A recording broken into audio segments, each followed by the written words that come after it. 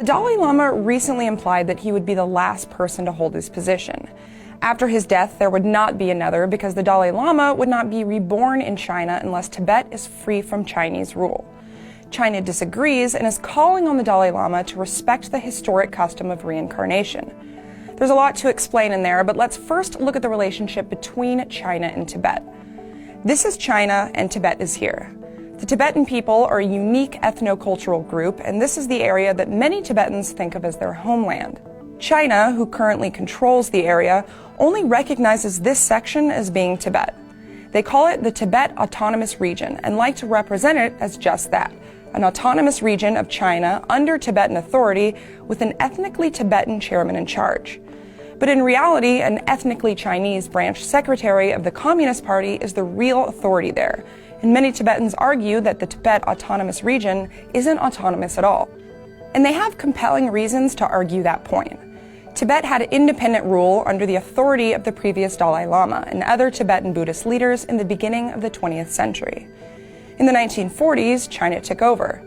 Then, after the Communist Revolution, the People's Republic of China invaded and incorporated Tibet. They did this by ousting the old Chinese government, installing the current 14th Dalai Lama as the new leader of Tibet, and getting him to sign the 17-point agreement. He was a teenager at the time, and the agreement was supposed to guarantee Tibetan regional autonomy and the respect of Buddhism in the region. This was in exchange for allowing China to set up civilian and military headquarters inside Tibet. The Dalai Lama has since repudiated this deal. He was also involved in the 1959 Tibetan uprising that ended with 80,000 Tibetans, including himself, fleeing the country for northern India. They live there today in exile and still campaign for Tibetan freedom. They fear that China is intentionally undermining Tibetan culture and way of life by encouraging mass Han Chinese migration to Tibet, building up industry there, and systematically pillaging Tibet's resources. They also accuse China of human rights violations and widespread persecution of the Tibetan people. On top of all of this, China also has a history of undermining the Buddhist religion. The Dalai Lama is both a political figure and a holy figure in Buddhism.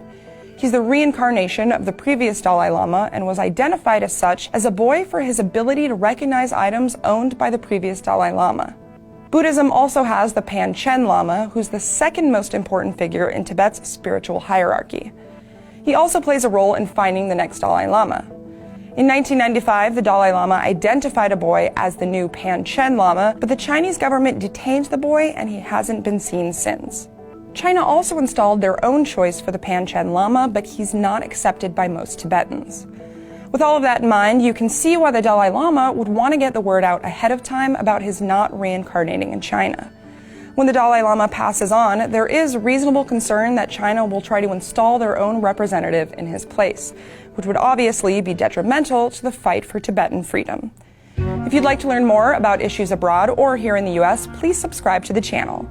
Hitting the subscribe button here or under the video player on YouTube is the only surefire way to make sure you see each and every one of our videos.